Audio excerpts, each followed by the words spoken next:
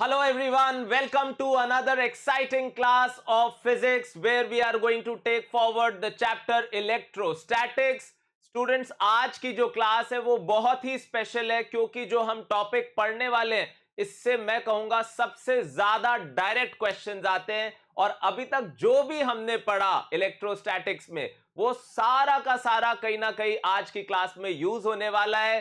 तो I hope आपकी पहले की पूरी थ्योरी क्लियर है और अब जो हम पढ़ने वाले हैं इससे कहीं ना कहीं शुरुआत हो जाएगी। जो मैंने आपसे वादा किया था क्लास 12th में पढ़ाई होने वाली है सर्किट्स के बारे में, तो वो सर्किट्स की पढ़ाई भी जो है इसी टॉपिक से कहीं ना कहीं स्टार्ट होने वाली है। So much to learn, I think you should all be very excited about today's class. तो हेडिंग डाल लीजिए कैपेसिटर या फिर कैपेसिटेंस।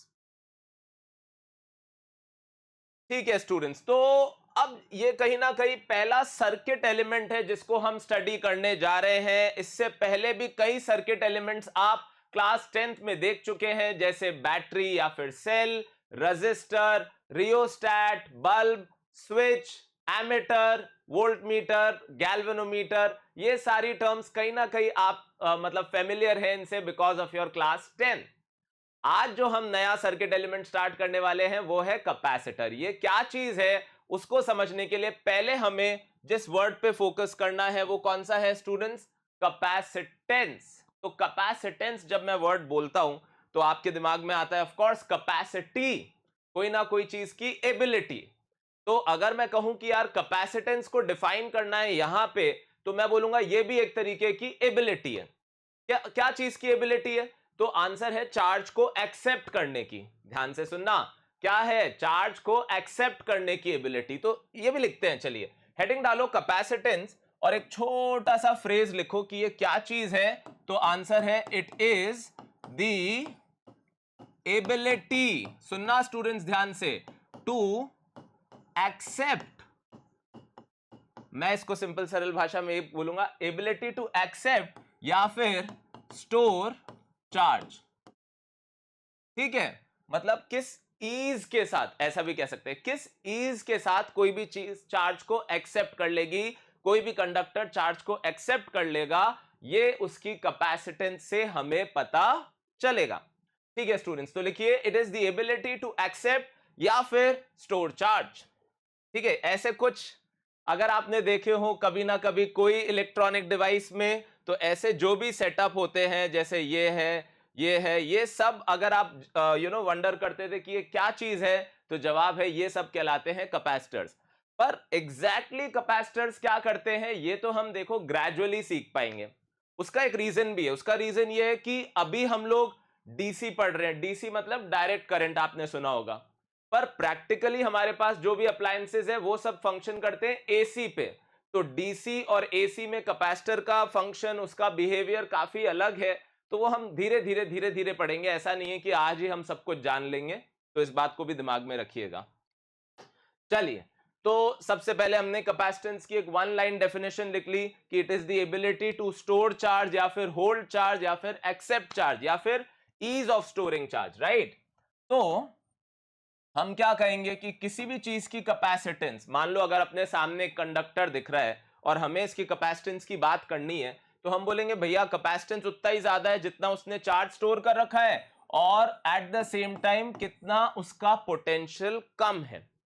अब थोड़ा इस बात को प्रोसेस करना स्टूडेंट्स, क्योंकि एक ऑब्वियस क्वेश्चन जो यहां पे उठता है वो ये उठता है कि अगर हम किसी चीज को चार्ज दे रहे हैं, सुनना स्टूडेंट्स ध्यान से, अगर हम किसी चीज को चार्ज दे रहे हैं तो प्रॉब्लम क्या है? तो आंसर है चार्ज देने पे लगातार इसका पोटेंशियल बढ़ रहा है, इसका पोटेंशियल बढ़ रहा है।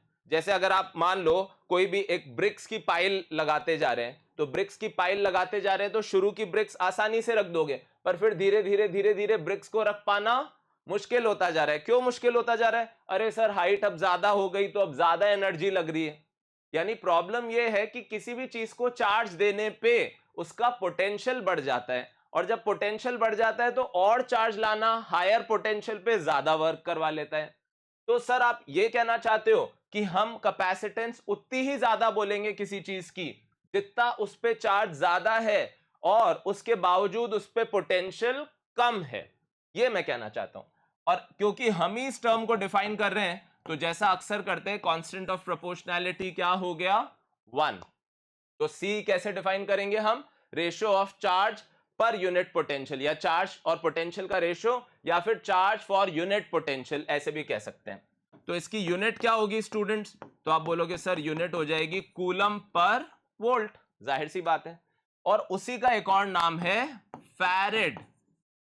पर फिर वही बात आपसे कहूंगा कि फैरेड का मतलब क्या होगा, 1 फैरेड का मतलब क्या होगा, 1 कूलम जब किसी पे है तब उस पे 1 वोल्ट है। और आपको मैं शुरू से बोलता आ रहा हूं कि 1 कूलम एक बहुत ही बड़ा चार्ज है। 1 कूलम जैसा चार्ज किसी बॉडी पे आना ऑलमोस्ट नामुमकिन है। तो ऐसे में जो प्रैक्टिकल यूनिट है वो ऐसा कुछ होगा सीन कि अगर आप माइक्रो कूलम भी दे दोगे, सुनना ध्यान से, तो भी 1 वोल्ट आ ही जाएगा। इसका मतलब प्रैक्टिकल यूनिट जो है वो माइक्रो फैरेड है, नैनो फैरेड है, पिको फैरेड है, एटसेट्रा। ठीक है, तो किसी भी कंडक्टर के लिए या किसी भी बॉडी के लिए हम लोग पोटेंशियल कैपेसिटेंस कैसे डिफाइन करेंगे, चार्ज पर यूनिट पोटेंशियल। तो अब इसको देखते ही कई बार एक कंफ्यूजन सा हो जाता है कि अच्छा इसका मतलब तो ये हो गया कि कैपेसिटेंस चार्ज और पोटेंशियल पे डिपेंड कर रही है। ऐसा बिल्कुल नहीं है स्टूडेंट्स। ऐसे तो आप फिर ऐसे भी सोचो कि F is equals to M A लिखा जाता है, बिल्कुल लिखा जाता है ना, न्यूटन का ये सेकेंड लॉ है। अब ऐसे तो फिर M को भी F बाय ए लिख सकते हैं। तो अगर M को F बाय ए लिख दें तो क्या फॉर्मूला देख के आप ये सोचने लगोगे कि मास जो है वो फोर्स और एक्सेलरेशन पे डिपेंड करता है? तो आंसर है बिल्कुल नहीं सर। किसी भी बॉडी का मास तो उसका अमाउंट ऑफ मैटर है। तो ये फोर्स और एक्सेलरेशन का रेशियो लिखा है। तो आप बोलोगे सर अगर किसी ऑब्जेक्ट पे फोर्स आप डबल करोगे तो उसका एक्सेलरेशन भी तो डबल ही हो जाएगा, यानी ये दोनों तो हमेशा प्रोपोर्शनल रहेंगे ना। तो कभी भी इसको बदलने पे ये भी उतने से ही बदलेगा, इस वजह से M इन दोनों पे डिपेंड नहीं करेगा। सेम सीन यहां है कि कैपेसिटेंस क्यों बदलेगी भाई, अगर आप चार्ज को डबल कर देते हो तो पोटेंशियल भी डबल हो जाएगा। इसका मतलब कैपेसिटेंस जो है वो चार्ज और पोटेंशियल पे जो है डिपेंड नहीं करती माय डियर स्टूडेंट्स। तो फिर किस पे डिपेंड करती है, M भी तो वहां कुछ अलग ही था भाई, अमाउंट ऑफ मैटर पे डिपेंड करता था। वैसे ही कैपेसिटेंस जो है स्टूडेंट्स वो फंक्शन है शेप का, साइज का और मीडियम का। किसका फंक्शन है, शेप का, साइज का और मीडियम का। सोचेंगे एक एक करके कि कैसे। तो कैपेसिटेंस डिपेंड करती है शेप पे। तो सोचो, आप खुद सोचो, जो ब्लंट शेप्स होती है वो बेटर होती है, और जिसमें पॉइंटेड एजेस होते हैं वो थोड़ी सी मुश्किल होती है उनको चार्ज देना। क्योंकि अगर आप किसी पॉइंटेड एजेस वाली चीज को चार्ज देते हो तो चार्ज एक साथ इकट्ठा होने की वजह से पोटेंशियल बहुत सारा एक साथ बढ़ जाता है। तो फिर चार्ज देना मुश्किल हो जाता है, because now it is at a higher potential, और हायर पोटेंशियल पे चार्ज लाना will need more work. I hope you remember students, W is equals to QV। देखो इसीलिए मैं क्या कह रहा था आज की क्लास शुरू होते ही, पुराने जितने सारे कॉन्सेप्ट्स है सारे, राइट फ्रॉम जहां से हमने चार्ज की डेफिनेशन दी थी से लेके डाइलेक्ट्रिक्स तक, सारे कॉन्सेप्ट यूज होने वाले हैं आज की क्लास में। चलिए, तो सी क्या हो गया स्टूडेंट्स, सी हो गया Q बाय V। धीरे धीरे कुछ नया है ना, एकदम से एक नई चीज आ गई। देखा जाए तो वर्क, एनर्जी, ये सब तो फिर भी आप जानते थे, आज वाली चीज एकदम नई है आपके लिए। तो धीरे धीरे बढ़ते हैं आगे, कोई जल्दी नहीं है। तो ठीक है, कहा था मैं, तो हम बात कर रहे थे कि कैपेसिटेंस डिपेंड करती है शेप पे, साइज पे। और साइज पे कैसे यार, देखो जितनी बड़ी बॉडी होगी, जितना ज्यादा बड़ा कंडक्टर होगा, उतना ही उसका पोटेंशियल धीरे धीरे बढ़ेगा। आप एक एग्जाम्पल ले लो, एग्जाम्पल ले लो स्फेयर का। इसका एग्जाम्पल ले लो स्टूडेंट्स, क्योंकि स्फेयर का पोटेंशियल लिखना मेरे को लगता है सभी लोग कंफर्टेबल है। तो मान लो ये स्फेयर इसीलिए मैंने बना रखा है, मान लो R रेडियस का ये स्फेयर है। तो आप क्या लिखोगे, पोटेंशियल किसके बराबर है, तो पोटेंशियल बराबर है सर KQ बाय R के। ठीक है, तो पोटेंशियल KQ बाय R के बराबर है, तो C क्या होगा स्टूडेंट्स, Q बाय V। और क्या है V, तो आप बोलोगे सर KQ बाय R। तो देखो Q से Q हो गया ना कैंसिल, V प्रोपोर्शनल था ना Q के, जैसा हम कह रहे थे। तो C क्या आ गया स्टूडेंट्स, R बाय K।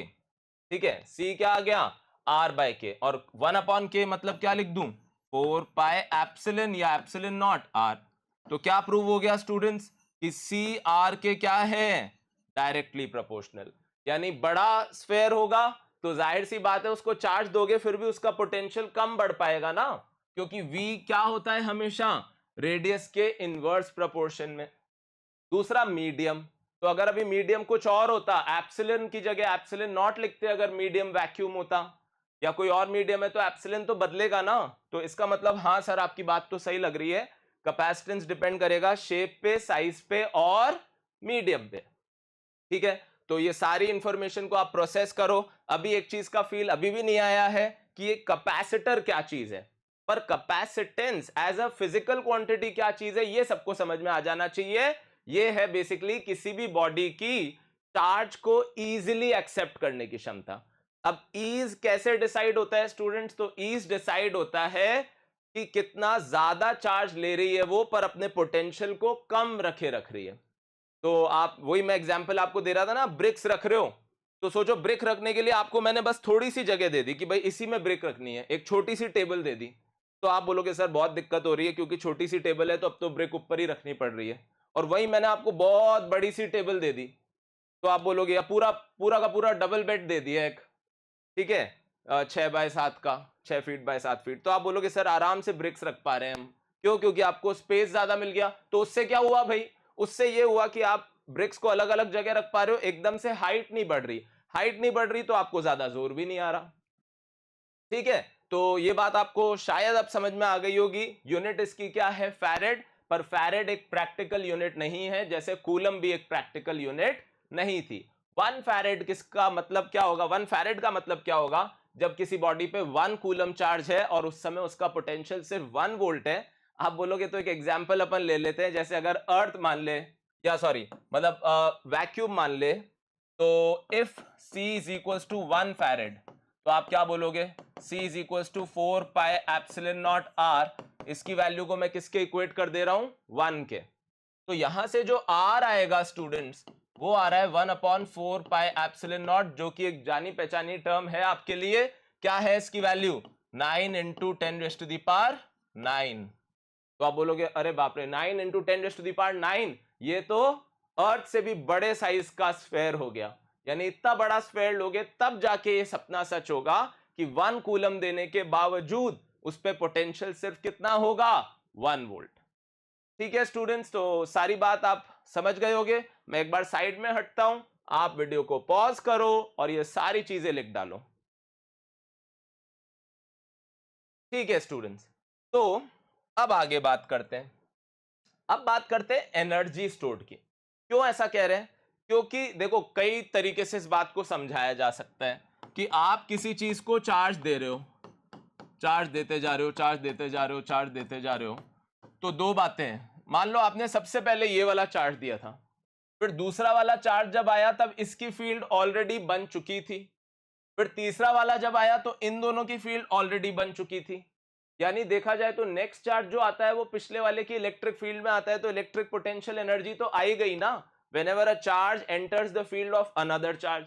या फिर आप ऐसे समझ लो कि वो ब्रिक्स जब आप रख रहे थे, तो मान लो पहली ब्रिक आपने 0 एनर्जी लेवल पे रखी, पर दूसरी उसके ऊपर रखी तो वो तो कुछ हाइट पे रखी, तो अब पोटेंशियल एनर्जी आ गई, तीसरी और ज्यादा हाइट पे, चौथी और ज्यादा हाइट पे, पांचवी और ज्यादा हाइट पे। यानी इस तरीके से हाइट क्या होती गई, इंक्रीज होती गई, और आप क्या बोलोगे, एनर्जी स्टोर होती गई। कहीं ना कहीं हम इसको एक और नाम से बुला सकते हैं, सेल्फ एनर्जी। ठीक है, तो सेल्फ एनर्जी का कॉन्सेप्ट मैं और डिटेल में लूंगा, पर आप इसको कह सकते हो, क्योंकि एक तरीके से कोई फॉरेन फील्ड नहीं है, देखा जाए तो ये सब एक ही सिस्टम का पार्ट है, तो ये एक दूसरे के इंटरैक्शन से जो एनर्जी बना रहे हैं उसको हम लोग क्या कहेंगे, इस पूरे सिस्टम की सेल्फ एनर्जी। ठीक है स्टूडेंट्स, चलो काम चला लेते हैं। अब मैं आपसे एक एग्जाम्पल पूछता हूं, ध्यान से सुनना, देखो थोड़ा रिलेट करवाने की कोशिश करता हूं क्लास 11th के कॉन्सेप्ट से। मान लो अपने पास एक 500 किलोग्राम की ब्रिक है, एक छोटी सी बहुत डेंस मटेरियल की 500 किलोग्राम की ब्रिक है, सुनना स्टूडेंट्स, और उसको अपन को टेरेस पे ले जाना है जिसकी हाइट है मान लो 10 मीटर, और मैं आपसे बोलता हूं कि बताओ इसकी पोटेंशियल एनर्जी क्या होगी, जी को 10 लेते हुए, तो आप बोलोगे सर mgh होगी, है ना। m कितना है 500, g कितना है 10, और h भी कितना है 10, यानी ये हो जाएगा 50 किलो जूल। बहुत इजीली आपने कर दिया। अच्छा, अब सीन चेंज। अब मैं कहता हूं एक आयरन का पोल है, सुनना स्टूडेंट्स, क्या है? एक आयरन का पोल, कितने मास का है? 500 kg। कितनी हाइट का है? 10 मीटर। और मैं आपसे पूछता हूं बताओ इसकी पोटेंशियल एनर्जी क्या है। तो अब अगर आप mgh को सीधे ऐसे ही लगा दोगे कि भाई मास 500 है, g 10 है और h 10 है, तो बहुत बड़ी गलती मानी जाएगी, क्योंकि पूरा 500 kg इस केस में तो 10 मीटर की हाइट पे है, बिल्कुल सही है, पर यहां वो 500 kg पूरी वॉल्यूम में या पूरी हाइट में डिस्ट्रीब्यूटेड है। और यही हम एक फिक्टिशियस कॉन्सेप्ट लाते थे कि सर सेंटर ऑफ मास पे मान लो, यानी इस पूरे 500 kg को आप 10 मीटर की बजाय कितनी हाइट पे मान सकते हो? Effectively 5 metre. तो यहां आप जब mgh लिखोगे तो आप h की कौन सी वैल्यू ले लेना? एवरेज वैल्यू ले लेना। तो अगर आप एवरेज वैल्यू लेते हो तो m तो आपका फिर से 500 है, g आपका फिर से 10 है, पर h आपका 5 होगा, तो आपका आंसर आएगा 25 किलो जूल। और यही चीज तो फिजिक्स में है, वेरिएशन। भाई फंडामेंटल लॉस तो सिर्फ पॉइंट कॉन्फ़िगरेशन के लिए वैलिड है, किसी और कॉन्फ़िगरेशन के लिए हमको क्या करना पड़ता है? हमको इंटीग्रेशन की मदद लेनी पड़ती है। कैसे सर, थोड़ा समझाओ। ये लो फिर से याद करते हैं, थोड़े पुराने दिन भी याद आएंगे क्लास 11th के, कि एक स्मॉल एलिमेंट ले लेते हैं, कितनी हाइट पे? y हाइट पे, ठीक है, और कितनी थिकनेस का? dy, और उसकी पोटेंशियल एनर्जी क्या लिखेंगे स्टूडेंट्स? du, और वो du क्या होगा? dm into g into y. सबको समझ में आना चाहिए। अब u क्या होगा सर? u होगा इंटीग्रेशन ऑफ du, यानी integration of dm into g into y. पर अब प्रॉब्लम यह है कि जब हम इंटीग्रेशन करेंगे तो यहां इंटीग्रेशन करना है वेरिएबल y का, अलग अलग एलिमेंट अलग अलग हाइट पे है, पर यहां लिखा है dm, तो हमें dm के बजाय dy को लाना है। तो हम यही तो बोलेंगे कि h हाइट में कितना मास है? m। टोटल h हाइट में कितना मास है? m। तो 1 हाइट में कितना मास होगा? m by h। इसको आप मास पर यूनिट लेंथ भी कह सकते हो। तो dy हाइट में कितना मास होगा? m by h into d y. क्यों ना इसी को dm बोले, यानी पोटेंशियल एनर्जी जो आपकी हो गई, dm की जगह क्या लिख दूं students? m by h into d y into g into y. अब ये सही लग रहा है क्योंकि इंटीग्रेशन y के वेरिएबल का करना है और dy भी आ गया। तो पोटेंशियल एनर्जी क्या हो जाएगी स्टूडेंट्स? mg बाय एच, और इंटीग्रेशन किसका हो जाएगा? y dy का। कहां से लेके कहां तक? एकदम से ऐसा लग रहा है 11th पढ़ने लग गए अपन। 0 से लेके h तक, फर्स्ट एलिमेंट से लेके लास्ट एलिमेंट तक। तो y का इंटीग्रेशन क्या होगा? y स्क्वायर बाय 2, और अगर लिमिट डालेंगे तो वो क्या आ जाएगा? h square by 2। यानी पोटेंशियल एनर्जी क्या आ गई स्टूडेंट्स? mgh बाय 2, और इसीलिए बाय 2 आ गया, तो यानी एवरेज हाइट हो गई एक तरीके से।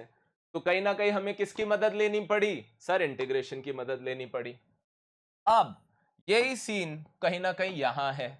तो मान लो अच्छा, ये ऐसे लिख दूं क्या? एक बार ऐसे लिख सकता हूं जैसे हम हमेशा लिखते हैं, अपना एक प्रोटोकॉल चल रहा है, ये Q है, ये C है, ये V है, तो Q किसके बराबर होगा? CV, या V किसके बराबर होगा? Q बाय C, या C किसके बराबर होगा? Q by V। तो वैसा ही कुछ सीन है यहाँ पे कि मान लो किसी भी इंस्टेंट पे इस पे कितना चार्ज आ गया है? Q, है ना, और उस समय का पोटेंशियल मान लो है V, ठीक है। तो भाई हुआ वही कि अपने को जनरल हाइट माननी थी ना, तो अपन ने मान लिया किसी जनरल इंस्टेंट पे इस पे कितना चार्ज आ गया? Q, और इसका पोटेंशियल कितना है? V। तो now to bring further charge, भाई ऐसे ही करते हैं ना कि भाई इतनी हाइट तो बन गई, अब dy और लेके आ रहे हैं, वैसा ही यहां पे now to bring further charge, क्या बोलेंगे उस फर्दर चार्ज को? Let's say dq। कितना वर्क करना पड़ेगा? dw, जो कि पोटेंशियल एनर्जी बनेगा du, वो किसके बराबर होगा स्टूडेंट्स? v इंटू dq, ठीक है। तो अब u निकालना है, तो इंटीग्रेशन करोगे du का, यानी इंटीग्रेशन करोगे v dq का, जहां पे v से हमारा क्या मतलब है? उस इंस्टेंट तक का पोटेंशियल, जो कि चार्जेस के अभी तक के आने की वजह से आया है। तो अब स्टूडेंट्स मैं इस v को क्या लिख सकता हूं? भाई इस समय का पोटेंशियल v है, तो इस v को लिख देता हूं मैं q बाय c। अब c तो कांस्टेंट है, जो कि मीडियम पे डिपेंड करता है, शेप और साइज पे डिपेंड करता है, जो नहीं बदल रहा। बदल क्या रहा है? धीरे धीरे चार्ज बदल रहा है और उसकी वजह से पोटेंशियल बदल रहा है। तो यहां किसका इंटीग्रेशन आ गया स्टूडेंट्स? q dq का। कहां से लेके कहां तक? तो मान लेते हैं 0 से शुरू किया था अपन ने चार्ज देना, और उसकी वैल्यू कहां तक जाएगी, 0 से लेके लेट्स से कैपिटल Q। तो कैपिटल Q से हमारा क्या मतलब है, फाइनल चार्ज जो आ गया। तो 0 से लेके कैपिटल Q, तो जब हम Q dQ का इंटीग्रेशन करेंगे तो आएगा Q स्क्वायर बाय 2, तो ये पोटेंशियल एनर्जी क्या आ जाएगी, Q स्क्वायर बाय 2C। तो ये क्या आ गई स्टूडेंट्स, पोटेंशियल एनर्जी आ गई, एनर्जी स्टोर्ड आ गई, सेल्फ एनर्जी आ गई किसी भी चार्ज कंडक्टर के लिए जिसकी कैपेसिटेंस C है। फाइनल फॉर्मूला क्या आया, Q स्क्वायर बाय 2C। पर ये 2 आने के पीछे क्या रीजन है आपको, आई होप समझ में आ गया होगा। अब आप चाहो तो उसी Q को आप लिख सकते हो CV, तो यही क्या बन जाएगा आप खुद सोच लेना, हाफ CV स्क्वायर।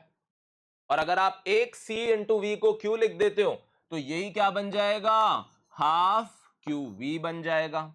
यानी कि पोटेंशियल एनर्जी का फॉर्मूला क्या आ गया स्टूडेंट्स, ये 0 से Q था, है ना, तो पोटेंशियल एनर्जी का फॉर्मूला क्या आ गया, या एनर्जी स्टोर्ड का फॉर्मूला क्या आ गया किसी भी चार्ज कंडक्टर पे। ये तीनों तरीके से इसको लिखा जा सकता है, Q स्क्वायर बाय 2C, या फिर हाफ CV स्क्वायर, या फिर हाफ QV। यानी Q इंटू V नहीं, Q into V divided by 2, mgh नहीं, mgh डिवाइडेड बाय 2। क्यों, क्योंकि यहां पे हाइट आने के पीछे रीजन इसी के मास का आना है, वैसे यहां पे भी पोटेंशियल बिल्ड होने का रीजन इसी के खुद ही के चार्ज के आपस के इंटरेक्शन से आना है। तो आई होप आपको थोड़ा थोड़ा आइडिया लग गया what do you mean by self energy या फिर energy stored in a conductor. क्या है final result, Q square by 2C, या फिर हाफ CV स्क्वायर, या फिर हाफ QV। कॉपी करिए, अच्छे से कॉपी करिए, समझ समझ के वीडियो को पॉज करिए, फिर आगे बढ़ते हैं।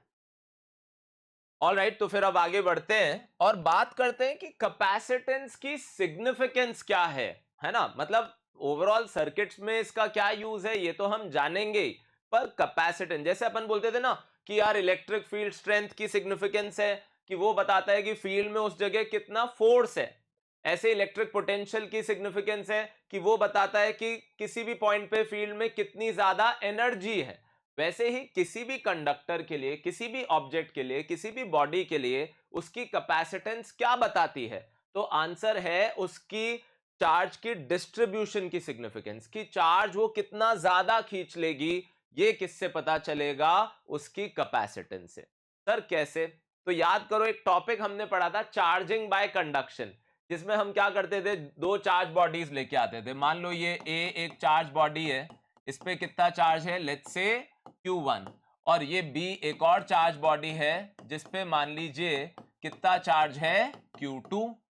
तो पहले हम ये एक ऑब्लिगेशन रखते थे कि यार इसको स्फेरिकल मान के ही करते हैं, अब ये कोई भी शेप हो सकती है। अब हम क्या लिखेंगे, मान लीजिए इस पे कैपेसिटेंस इसकी C1 है और इसकी C2 है। फिर अब आपने क्या किया, तो अब आपने दोनों को एक दूसरे से कनेक्ट कर दिया किसी वायर के थ्रू। तो फिर क्या होगा सर, चार्ज हायर पोटेंशियल से लोअर पोटेंशियल की तरफ जाएगा, और तब तक जाएगा जब तक दोनों का पोटेंशियल कॉमन ना हो जाए, सेम ना हो जाए। ये चार्ज की फितरत हमें पता है, charge will always flow from higher potential to lower potential. तो ऐसा ही हुआ, मान लो इसका पोटेंशियल V1 था और इसका पोटेंशियल V2 था, और हाइपोथेटिकली मान लेते हैं V1 V2 से ज्यादा है, तो दोनों को कनेक्ट करते ही चार्ज इधर से उधर फ्लो होने लगेगा, और इस पे अब कहीं ना कहीं नया चार्ज आ जाएगा, लेट्स से Q1 डैश, है ना, और इस पे कितना चार्ज आ जाएगा students, let's say Q2 dash. तो हमें अब ये मानना पड़ेगा कि इनके चार्जेस बदल गए, तब तक बदल गए जब तक दोनों का पोटेंशियल कॉमन ना हो जाए। ठीक है, तो फाइनली दोनों कॉमन पोटेंशियल पे आ गए, चार्ज इधर से उधर गया पर ओवरऑल चार्ज अभी भी सेम है। तो हम लोग चार्ज कंजर्वेशन से क्या इक्वेशन लिखेंगे स्टूडेंट्स, तो आप बोलोगे sigma q final is equals to sigma q initial. तो फिलहाल दो ही बॉडीज है, सिंपल केस है, तो Q1 dash plus Q2 dash किसके बराबर होगा, Q1 प्लस Q2। तो Q1 डैश को अब आप क्या लिख दोगे, C1V। अगर इसकी कैपेसिटेंस C1 है और इसकी कैपेसिटेंस C2 है, तो कैपेसिटेंस थोड़ी ना बदली चार्ज के इधर या उधर होने से, और ये हो गया C2V। तो ये क्या है, C1V1, और ये क्या है, C2V2। तो V किसके बराबर आ गया, C1V1 plus C2V2 upon C1 plus C2। ये किसकी वैल्यू आ गई स्टूडेंट्स, ये वैल्यू आ गई कॉमन पोटेंशियल की, कि फाइनली ये पूरा सिस्टम इक्विलिब्रियम में आ जाएगा, इस पोटेंशियल पे जाके अब पोटेंशियल चेंज होना बंद हो जाएगा। तो इसको हम लोग क्या कहेंगे, इस सिस्टम का कॉमन पोटेंशियल। ठीक है, तो फिर क्या हुआ सर, तो अब इसका कुछ और चार्ज है, इसका कुछ और चार्ज है, और मैं आपसे पूछूं कि भाई ये Q1 डैश और Q2 डैश किस रेशो में है, तो आप बोलोगे C1V अपॉन C2V, यानी कहीं ना कहीं किस रेशो में हो गए, C1/C2। यानी आप क्या कहना चाह रहे हो कि लास्ट में कैपेसिटेंस के रेशो में चार्ज डिवाइड होगा, यानी रिगार्डलेस कि शुरू में किसके पास कितना चार्ज था, लास्ट में चार्ज इस तरीके से रीडिस्ट्रीब्यूट हो जाएगा कि जिसकी कैपेसिटेंस ज्यादा है। तो अब हो गया ना अपने आप ही यहां से कैपेसिटी वर्ड का ज्यादा मतलब कोरिलेशन, कि कैपेसिटी की भाई जिसकी कैपेसिटी ज्यादा है वो ज्यादा चार्ज ले लेगा, जिसकी कैपेसिटी कम है वो थोड़ा कम चार्ज ले पाएगा। हाँ, अब अगर ये स्फेरिकल है तो याद करो हमने क्या पढ़ा था कि स्फेरिकल के लिए कैपेसिटेंस होती है 4πε0r, तो C1 C2 का रेशियो किसके बराबर हो जाएगा, R1 R2 के रेशियो के। और ये हमने पढ़ा था जब हमने क्या पढ़ा था, चार्जिंग बाय कंडक्शन। आज ये टॉपिक आपको थोड़ा और बेटर समझ में आना चाहिए कि असल में हो क्या रहा है। तो चलिए इतना आप कॉपी करिए कि हमने पहले क्या पता कर लिया कि चार्ज का रीडिस्ट्रीब्यूशन कह सकते हैं इसे, किसके थ्रू डिसाइड होगा, आंसर है कैपेसिटेंस के थ्रू डिसाइड होगा दोनों बॉडीज के। कॉपी करिए, वीडियो को पॉज करके फिर आगे बढ़ते हैं। ठीक है स्टूडेंट्स, तो अब जो नेक्स्ट बात है कि चार्ज हायर से लोअर पोटेंशियल चला गया तो definitely there should be some energy loss. ठीक है, तो ये भी एक बहुत ही पॉपुलर क्वेश्चन है जो बहुत आता है, तो इसको जरूर आप ध्यान में रखिएगा। बात करते हैं किसकी, एनर्जी लॉस की। तो एनर्जी लॉस क्या होगा students, let's say delta U, वो किसके बराबर होगा, you initial minus you final. ठीक है, क्योंकि चार्ज हायर से लोअर पोटेंशियल पे गया है तो जाहिर सी बात है कि एक जगह से दूसरी जगह लोअर पोटेंशियल पे चला गया तो एनर्जी कम हो गई, यानी वो लॉस्ट हो गई। आपके दिमाग में ऐसा कुछ भी आ सकता है कि एक बकेट है और दूसरा बकेट है और दोनों को आपने क्या कर दिया, कनेक्ट कर दिया। डिफरेंस क्या था, एक बकेट में कहीं ना कहीं ज्यादा वाटर था और दूसरे बकेट में कम वाटर था। तो जैसे ही आपने दोनों को कनेक्ट किया तो वाटर एक बकेट से दूसरे बकेट में गया, जब तक दोनों की हाइट सेम ना हो जाए। ऐसी एनालॉजी मैंने आपको चार्जिंग बाय कंडक्शन के टाइम भी बताई थी। पर क्योंकि ये वाटर हायर हाइट से लोअर हाइट चला गया तो definitely there is some kind of energy loss. वो कैसे निकालेंगे स्टूडेंट्स, तो यू इनिशियल क्या होगा, half C1 V1 square plus half C2 V2 square. ये क्या है स्टूडेंट्स, ये है इनिशियल एनर्जी।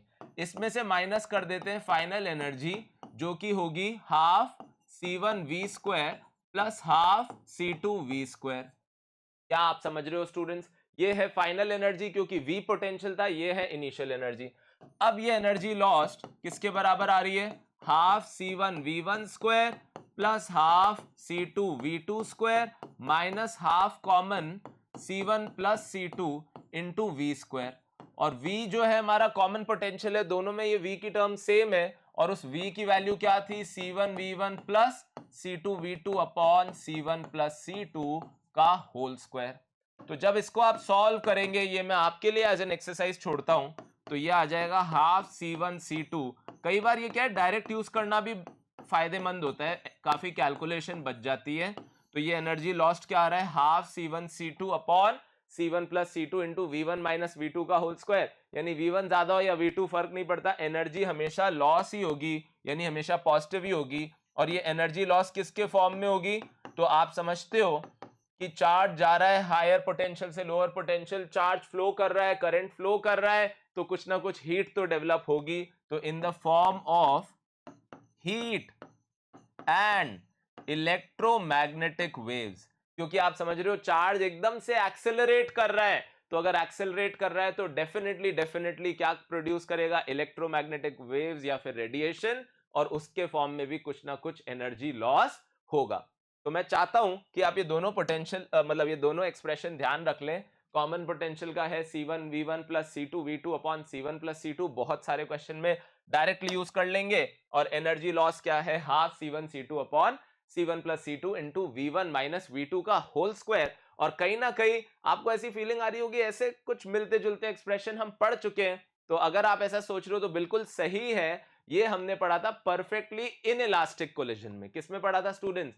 जब एक बॉडी u1 स्पीड से आ रही थी, एक बॉडी u2 स्पीड से आ रही थी, दोनों स्टिक कर गए, तो फिर वहां कॉमन वेलोसिटी होती थी m1 u1 plus m2 u2 upon m1 plus m2, और एनर्जी लॉस्ट होता था half m1 m2 upon m1 plus m2 into u1 minus u2 का होल स्क्वायर। तो कहीं ना कहीं वैसा सही एक्सप्रेशन है।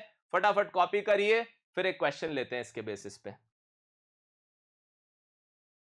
ठीक है स्टूडेंट्स, तो एक क्वेश्चन मैं आपको कराना चाहूंगा यहाँ पे, बहुत ही पॉपुलर सा क्वेश्चन है, बहुत पूछा जाता है, वो भी आपको ऐसा लगेगा आपने पढ़ा है कहीं ना कहीं पहले ही। तो ऐसा कुछ क्वेश्चन मान लो स्टूडेंट्स कि एक चार्ज ड्रॉप है, ठीक है, एक चार्ज ड्रॉप है लेट्स से, जिसके अंदर टोटल चार्ज कितना है, कैपिटल Q, ओके, और क्या हुआ, इसके n कंपोनेंट्स कर दिए गए। मैं ऐसे हाइपोथेटिकली बना रहा हूं, जरूरी नहीं है ये 9 ही हो। क्या कर देता हूं, इनके n चार्ज ड्रॉप्स बना देता हूं, यानी एक ड्रॉप को स्प्लिट करके n आइडेंटिकल ड्रॉप्स बना दिए।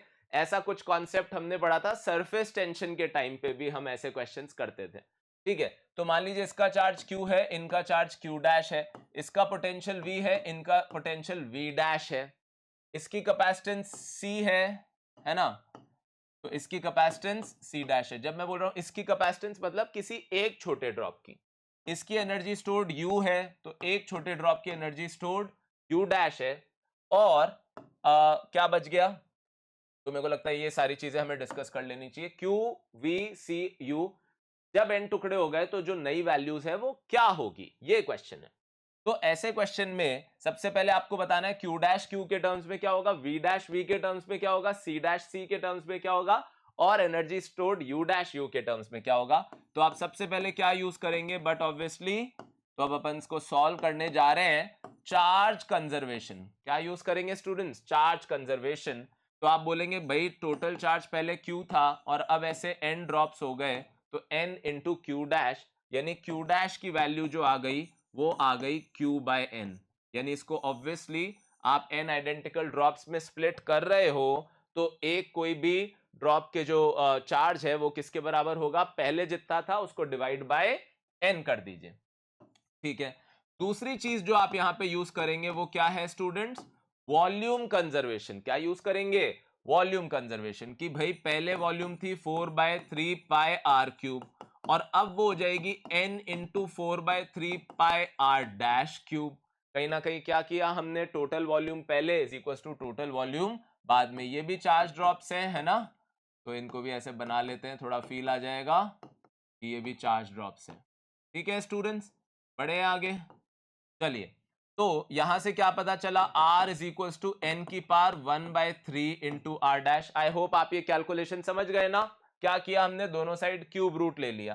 तो अब क्योंकि पहले कैपेसिटेंस मान लीजिए थी 4 पाई एप्सिलॉन नॉट आर, और नई कैपेसिटेंस है C डैश जो कि है 4 pi epsilon naught r dash, तो साफ साफ जो सीखने वाली बात है वो क्या है स्टूडेंट्स, वो ये है कि C डैश किसके बराबर हो गया, C upon n raise to the power 1/3, क्योंकि कैपेसिटेंस रेडियस के ही रेशियो में चल रही है, और क्योंकि रेडियस n की पावर 1/3 से डिवाइड हो गया, तो कैपेसिटेंस भी n की पावर 1/3। और याद करिए, इसीलिए ऐसे क्वेश्चंस में हमेशा ऐसे होता था कि एक ड्रॉप को स्प्लिट किया 27 ड्रॉप्स में, या 64 ड्रॉप्स में, या 125 ड्रॉप्स में, या 1000 ड्रॉप्स में, क्योंकि ये पता होता था कि क्यूब रूट लेने की नौबत आएगी, इसलिए शुरू से ही मतलब परफेक्ट क्यूब वाला ही एक तरीके से स्प्लिटिंग देते थे। चलिए, तो ये C हो गया। अब बात करते हैं V की। तो V पहले क्या था स्टूडेंट्स, तो आप बोलोगे सर पहले V था Q बाय C, इसमें हमें कोई डाउट नहीं है। अब V क्या है, Q dash by C dash. अच्छा, Q डैश क्या लिखा अभी अभी हमने, Q बाय N, और C डैश क्या लिखा, C अपॉन N की पावर 1/3। अच्छा, Q बाय C हमारा पहले वाला V है, इसका मतलब V डैश की वैल्यू जो आ गई वो आ गई V अपॉन N की पावर 2/3। क्यों 2/3 स्टूडेंट्स, क्योंकि N की पावर 1 है और ये 1/3 है, तो 1 में से 1/3 माइनस किया तो क्या आ जाएगा, N की पावर 2/3 आ जाएगा। तो ये हो गई बात V की। अब हमें और किसकी बात कर लेनी चाहिए, अब हमें बात कर लेनी चाहिए एनर्जी की। तो एनर्जी के लिए मैं कहूंगा आप फॉर्मूला यूज कर सकते हैं हाफ सी वी स्क्वायर, और जो नई एनर्जी है स्टूडेंट्स यू डैश, वो क्या होगी half C dash into V dash square. अच्छा, सी डैश कितना है, तो अभी अभी हमने पढ़ लिया C upon n raise to the power 1/3, और ये कितना है n raise to the power 2/3 का होल स्क्वायर। तो कहीं ना कहीं 4/3 और 1/3 यानी क्या हो जाएगा 5/3, यानी नई एनर्जी जो आ गई वो कितनी आ गई, पहले जो एनर्जी थी डिवाइडेड बाय एन की पावर 5/3। यानी इस तरीके से बहुत ही एक इंपॉर्टेंट क्वेश्चन है। कई टीचर्स तो ये भी बोलते हैं आप ये याद ही कर लीजिए। मैं ज्यादा तो नहीं फोर्स करूंगा, पर कई बार होता है ना जेई में, नीट में, सीवीटी में, इन सब में आपके बहुत काम आ सकता है। वी डैश किसके बराबर होएगा, v upon n raise to the power 2/3, जहां पे v डैश से मेरा क्या मतलब है एक छोटे ड्रॉप का पोटेंशियल, और v से क्या मतलब है पूरे बड़े ड्रॉप का पोटेंशियल।